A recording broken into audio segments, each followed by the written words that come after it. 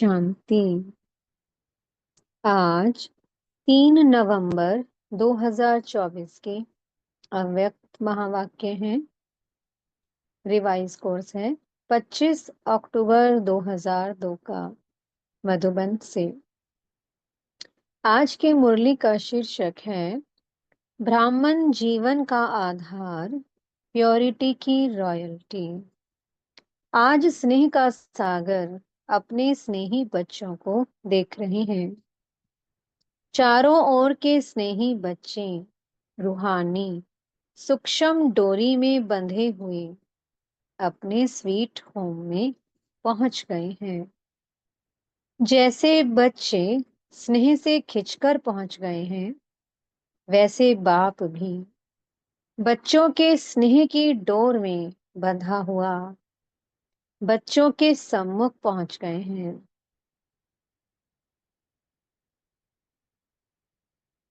बाप दादा देख रहे हैं कि चारों ओर के बच्चे भी दूर बैठे भी स्नेह में समाये हुए हैं। सम्मुख के बच्चों को भी देख रहे हैं और दूर बैठे हुए बच्चों को भी देख देख हर्षित हो रहे हैं। ये रूहानी अविनाशी स्नेह, परमात्म स्नेह, आत्मिक स्नेह सारे कल्प में अभी अनुभव कर रहे हो। बाप दादा हर एक बच्चे की पवित्रता की रॉयल्टी देख रहे हैं। ब्राह्मण जीवन की रॉयल्टी है ही प्योरिटी। तो हर एक बच्चे के सिर पर रूहानी रॉयल्टी की निशानी, प्योरिटी की लाइट का ताज देख रहे हैं। आप सभी भी अपने प्योरिटी का ताज, रूहानी रॉयल्टी का ताज देख रहे हो। पीछे वाले भी देख रहे हो। कितनी शोभनीक ताजधारी सभा है ना पांडव? ताज चमक रहा है ना? ऐसी सभा देख रहे हो ना? कुमारियां, ताजधारी कुमारियां हो ना? बाप दादा देख रहे हैं कि बच्चों की रॉयल फैमिली कितनी श्रेष्ठ है। अपने अनादि रॉयल्टी को याद करो। जब आप आत्माएं परम धाम में भी रहती हो, तो आत्मा रूप में भी अपनी रूहानी रॉयल्टी विशेष है। सर्व आत्माएं भी लाइट रूप में हैं, लेकिन आपकी चमक सर्व आत्माओं में श्रेष्ठ है। याद आ रहा है परम धाम? अनादि काल से आपकी झलक फलक न्यारी है। जैसे आकाश में देखा होगा, सितारे सभी चमकते हैं, सब लाइट ही हैं, लेकिन सर्व सितारों में कोई विशेष सितारों की चमक न्यारी और प्यारी होती है। ऐसे ही सर्व आत्माओं के बीच आप आत्माओं की चमक, रूहानी रॉयल्टी, प्योरिटी की चमक न्यारी है। याद आ रहा है ना? फिर आदि काल में आओ, आदि काल को याद करो, तो आदि काल में भी देवता स्वरूप में रूहानी रॉयल्टी की पर्सनालिटी कितनी विशेष रही। सारे कल्प में देवताई स्वरूप की रॉयल्टी और किसी की रही है? रूहानी रॉयल्टी, प्योरिटी की पर्सनालिटी याद है ना? पांडवों को भी याद है। याद आ गया? फिर मध्य काल में आओ, तो मध्य काल द्वापर से लेकर आपके जो पूज्य चित्र बनाते हैं, उन चित्रों की रॉयल्टी और पूजा की रॉयल्टी द्वापर से अभी तक किसी चित्र की है? चित्र तो बहुतों के हैं, लेकिन ऐसे विधि पूर्वक पूजा और किसी आत्माओं की है? चाहे धर्म पिताएं हैं, चाहे नेताएं हैं, चाहे अभिनेताएं हैं। चित्र तो सबके बनते, लेकिन चित्रों की रॉयल्टी और पूजा की रॉयल्टी किसी की देखी है? डबल फॉरेनर्स ने अपनी पूजा देखी है? आप लोगों ने देखी है या सिर्फ सुना है? ऐसे विधि पूर्वक पूजा और चित्रों की चमक, रूहानियत और किसकी भी नहीं हुई है, न होगी। क्यों? प्योरिटी की रॉयल्टी है, प्योरिटी की पर्सनालिटी है। अच्छा, देख लिया अपनी पूजा? नहीं देखी हो तो देख लेना। अभी लास्ट में संगम युग पर आओ, तो संगम पर भी सारे विश्व के अंदर प्योरिटी की रॉयल्टी ब्राह्मण जीवन का आधार है। प्योरिटी नहीं तो प्रभु प्यार का अनुभव भी नहीं, सर्व परमात्म प्राप्तियों का अनुभव नहीं। ब्राह्मण जीवन की पर्सनैलिटी प्योरिटी है, और प्योरिटी ही रूहानी रॉयल्टी है। तो आदि अनादि, आदि मध्य और अंत सारे कल्प में ये रूहानी रॉयल्टी चलती रही है। तो अपने आप को देखो, दर्पण तो आप सबके पास है ना? दर्पण है, देख सकते हो? तो देखो, हमारे अंदर प्योरिटी की रॉयल्टी कितने परसेंट में है? हमारे चेहरे से प्योरिटी की झलक दिखाई देती है? चलन में प्योरिटी की फलक दिखाई देती है? फलक अर्थात नशा। चलन में वह फलक अर्थात रूहानी नशा दिखाई देता है? देख लिया अपने को? देखने में कितना समय लगता है? सेकंड ना? तो सभी ने देखा अपने को? कुमारियां, झलक फलक है, अच्छा है, सभी उठो, खड़े हो जाओ। कुमारियां लाल पट्टा लगाकर बैठी हैं, जिस पर लिखा है एक व्रता। सुंदर लगता है ना? एक व्रता का अर्थ ही है प्योरिटी की रॉयल्टी। तो एक व्रता का पाठ पक्का कर लिया है? वहां जाकर कच्चा नहीं कर लेना। और कुमार ग्रुप उठो। कुमारों का ग्रुप भी अच्छा है। कुमारों ने दिल में प्रतिज्ञा का पट्टा बांध लिया है। इन्होंने यानी कि कुमारियों ने तो बाहर से भी बांध लिया है। प्रतिज्ञा का पट्टा बांधा है कि सदा अर्थात निरंतर प्योरिटी की पर्सनालिटी में रहने वाले कुमार हैं। ऐसे हैं? बोलो जी हाँ, ना जी या हाँ जी, या वहां जाकर पत्र लिखेंगे थोड़ा थोड़ा ढीला हो गया? ऐसे नहीं करना। जब तक ब्राह्मण जीवन में जीना है, तब तक संपूर्ण पवित्र रहना ही है। ऐसा वायदा है? पक्का वायदा है तो हाथ हिलाओ। टीवी में आपकी फोटो निकाल रहे हैं। जो ढीला होगा ना, उसको ये चित्र भेजेंगे। इसलिए ढीला नहीं होना, पक्का रहना। हाँ, पक्के हैं। पांडव तो पक्के होते हैं, पक्के पांडव। बहुत अच्छा है। प्योरिटी की वृत्ति है शुभ भावना, शुभ कामना।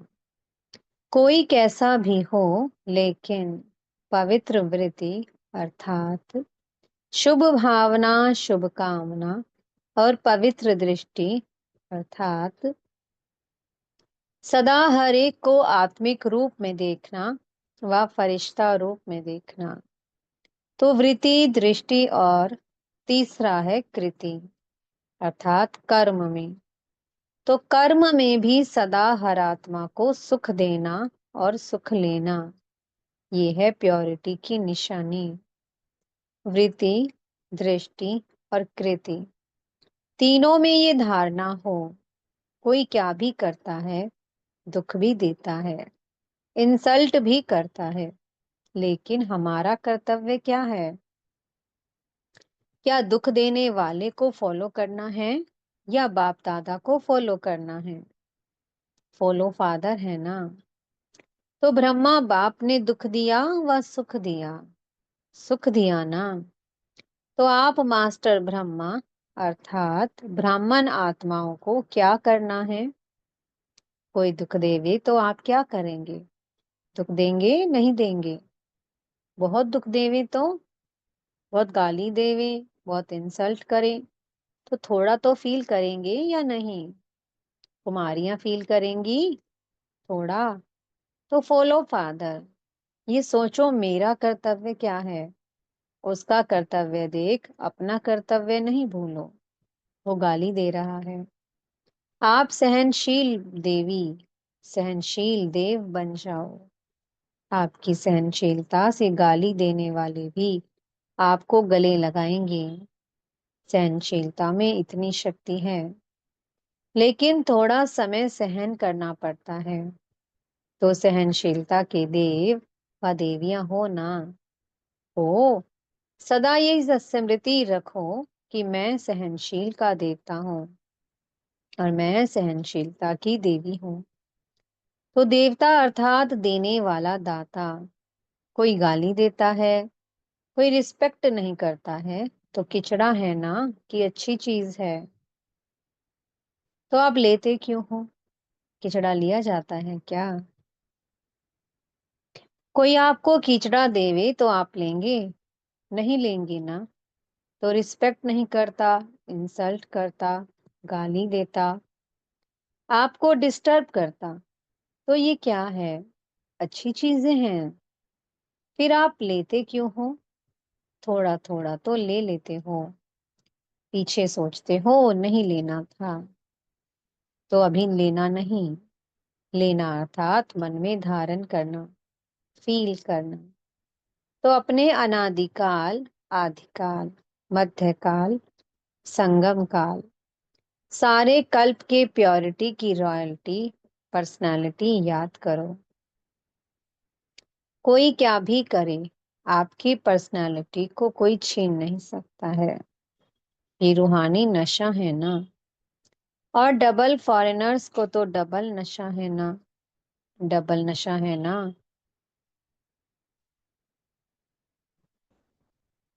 सब बात का डबल नशा, प्योरिटी का भी डबल नशा, सहनशील देवी देवता बनने का भी डबल नशा है ना। डबल।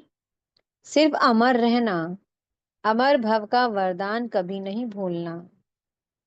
अच्छा, जो प्रवृत्ति वाले हैं अर्थात युगल, वैसे सिंगल रहते हैं, कहने में युगल आता है।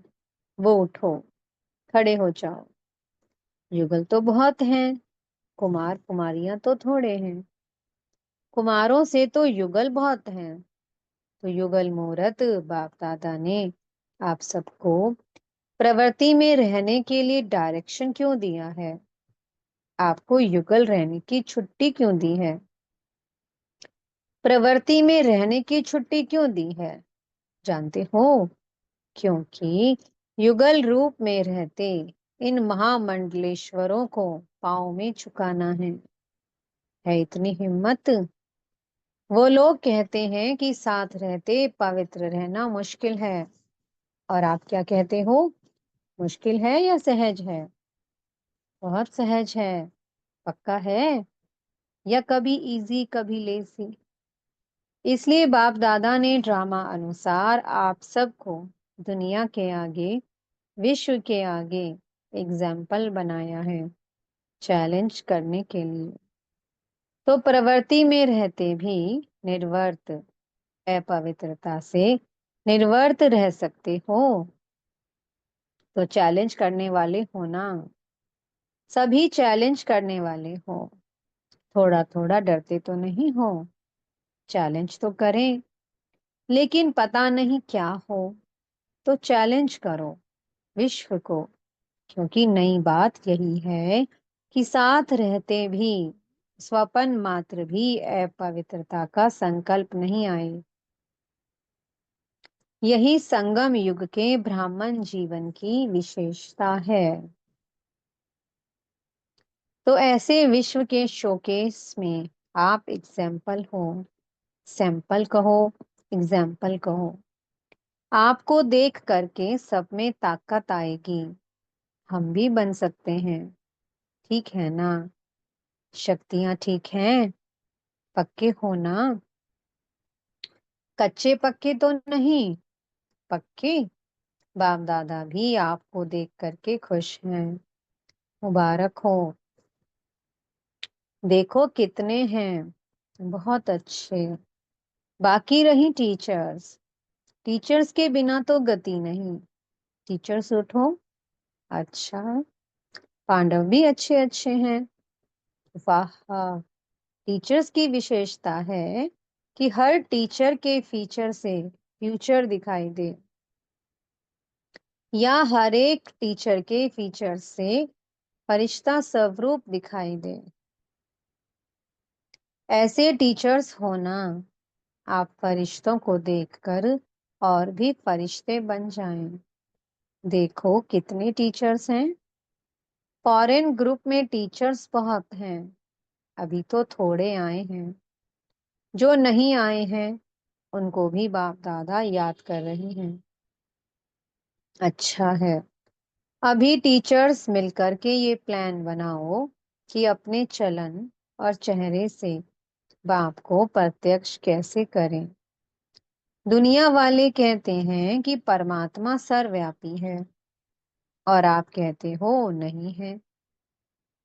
लेकिन बाप दादा कहते हैं कि अभी समय प्रमाण हर टीचर में बाप प्रत्यक्ष दिखाई दे तो सर्वव्यापी दिखाई देगा ना। जिसको देखें उसमें बाप ही दिखाई दे। आत्मा परमात्मा के आगे छिप जाए और परमात्मा ही दिखाई दे, ये हो सकता है? अच्छा, इसकी डेट क्या है? डेट तो फिक्स होनी चाहिए ना। तो डेट कौन सी है इसकी? कितना समय चाहिए? अब से चालू करेंगे। चालू करेंगे। अच्छी हिम्मत है। कितना समय चाहिए? 2002 तो चल रहा है, अभी 2000 कब तक? तो टीचर्स को यही अटेंशन रखना है कि बस अभी बाप के अंदर मैं समाई हुई दिखाई दूं, मेरे द्वारा बाप दिखाई दे। प्लान बनाएंगे ना। डबल विदेशी मीटिंग करने में तो होशियार हैं। अभी ये मीटिंग करना, इस मीटिंग के बिना जाना नहीं कि कैसे हम एक एक से बाप दिखाई दे। अभी ब्रह्मा कुमारियां दिखाई देती हैं। ब्रह्मा कुमारियां बहुत अच्छी हैं, लेकिन इनका बाबा कितना अच्छा है वो देखें, तभी तो विश्व परिवर्तन होगा ना। तो डबल विदेशी इस प्लान को प्रैक्टिकल शुरू करेंगे ना? करेंगे पक्का? अच्छा, तो आपकी दादी है ना, उसकी आशा पूर्ण हो जाएगी। ठीक है ना? अच्छा, देखो डबल विदेशी कितने सेवाधारी हो। आपके कारण सबको याद प्यार मिल रहा है। बाप दादा को भी डबल विदेशियों से ज्यादा तो नहीं कहेंगे, लेकिन स्पेशल प्यार है। क्यों प्यार है?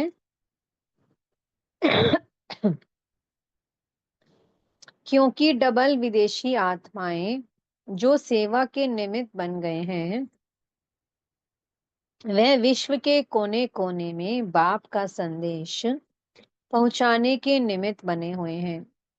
नहीं तो विदेश की आत्माएं चारों ओर की प्यासी रह जाती। अभी बाप को उल्हाना तो नहीं मिलेगा ना कि भारत में आए, विदेश में क्यों नहीं संदेश दिया।